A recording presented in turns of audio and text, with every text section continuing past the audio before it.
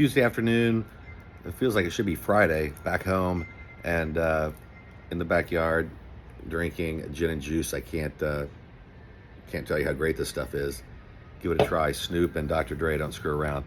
But this is some crusty old attorney advice. This is actual legal advice I want to throw out there, and it's just stuff I've been seeing lately. If you're in the Tampa Bay area or Florida in general, after Hurricanes Helene and Milton, I'm seeing, and I work in a lot of real estate deals,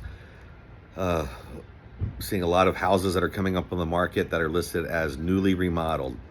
So this is just a friendly warning to buyers, sellers, and then to realtors. I work with a lot of realtors, so I want you to protect yourselves. Here's the problem that you're running into. There's, if you're a buyer, you're buying a house, newly remodeled, check into it. Make sure that the permits were pulled, make sure that it was done, the work that was done was proper, make sure it was done by licensed contractors. It's very important.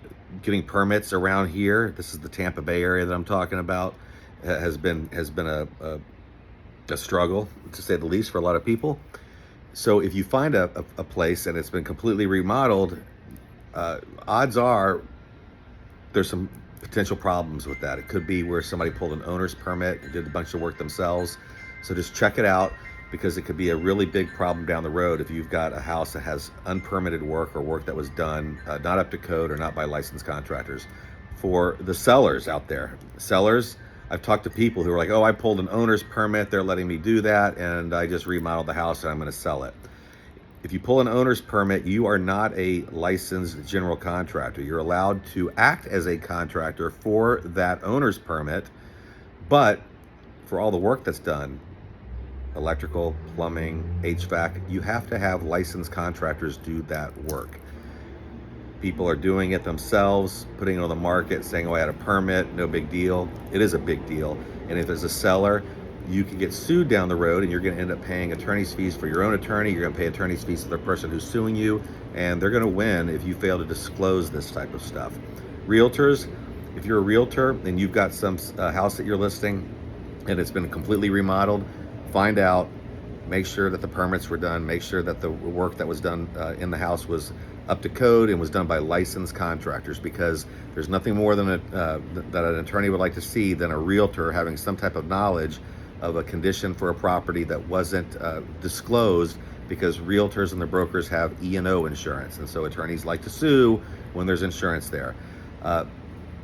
Just be very careful. And realtors, you're on the front line of this stuff, so you're dealing with it every day. But be aware. And for buyers, if it's too good, sounds too good to be true, it probably is. Sellers, don't cut corners. You're going to end up getting sued. You're going to have $300,000 on attorney's bills after paying your attorney on the other side.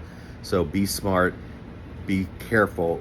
This is one of the biggest investments of anybody's life when you're purchasing a property, especially properties that were damaged in the hurricanes, because most of them are on the water. Be careful and seek the advice of an attorney. If you're going to buy a property, maybe now's the time to actually hire an attorney and represent you during that process, and they can help you do due diligence. And for sellers, if you think you're doing something that might be skirting the law a little bit, maybe talk to an attorney. Don't skirt the law. Don't take those shortcuts and easy steps, because they can come back and bite you in the butt later on. That's it. Everybody be careful out there when you're buying stuff.